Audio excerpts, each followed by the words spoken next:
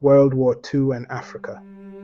World War II, a global catastrophe that reshaped the world, defined borders, and birthed superpowers. But behind the headlines of major battles and charismatic leaders lies a largely forgotten chapter: the role of African soldiers, workers, and civilians in this massive conflict. This is a story of exploitation, resilience, and resistance, a story that unveils the unseen hands that fueled the war machine of European empires. Today we explore World War II and the African experience. By the 1930s, almost the entire African continent was under European control.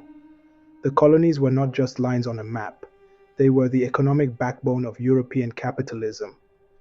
Whether it was British Nigeria, French Senegal, or Belgian Congo, African resources were plundered to enrich imperial powers.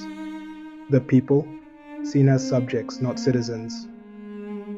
The extraction of raw materials, gold, copper, rubber, was essential to European industries. But the working conditions, nothing short of brutal. African labor was cheap, often forced, and rarely acknowledged in historical narratives.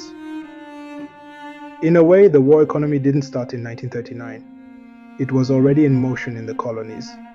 And when war finally erupted, Africa was drawn into it, not by choice, but by imperial decree. When World War II broke out, millions of Africans were drafted or coerced into fighting for their colonial rulers. Britain, France, Belgium, and even Germany mobilized African troops. These men, often referred to as askaris or tirailleurs, fought in some of the war's bloodiest battles. From the deserts of North Africa to the jungles of Burma, African soldiers played critical roles. Yet their treatment was far from equal. They were paid less, housed in worse conditions, and frequently denied recognition. Even in death, the inequality persisted. In 2021, mass graves of African soldiers who fought for France were discovered, buried in unmarked graves, forgotten by the empire they bled for. It wasn't just soldiers. The war effort demanded supplies, and African laborers toiled in fields, mines, and factories to meet the needs of Europe's war machine. Rubber from Liberia, uranium from the Congo, critical materials were extracted under exploitative conditions. While European nations spoke of fighting for freedom against fascism, they had no problem upholding their own systems of racial and economic oppression in Africa. Many resisted. Strikes, desertions, even armed uprisings broke out in some colonies. The war was not just about fighting for European powers. It became a catalyst for questioning colonial rule itself. For many African soldiers, the end of the war brought hope. Having fought for freedom and democracy, they expected the same in their homelands. But Europe had other plans. Colonial powers refused to grant independence, sparking waves of resistance.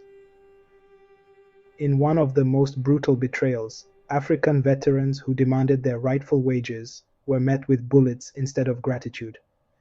The Thiaroye massacre in Senegal is just one example of how colonial rulers silenced those who dared to ask for justice. But the tide had turned. The war radicalized a generation of Africans. The very people once forced to fight for empire now fought to dismantle it. The 1950s and 60s saw a wave of independence movements sweeping across the continent. The colonial order was crumbling. World War II was not just a war between the Axis and the Allies.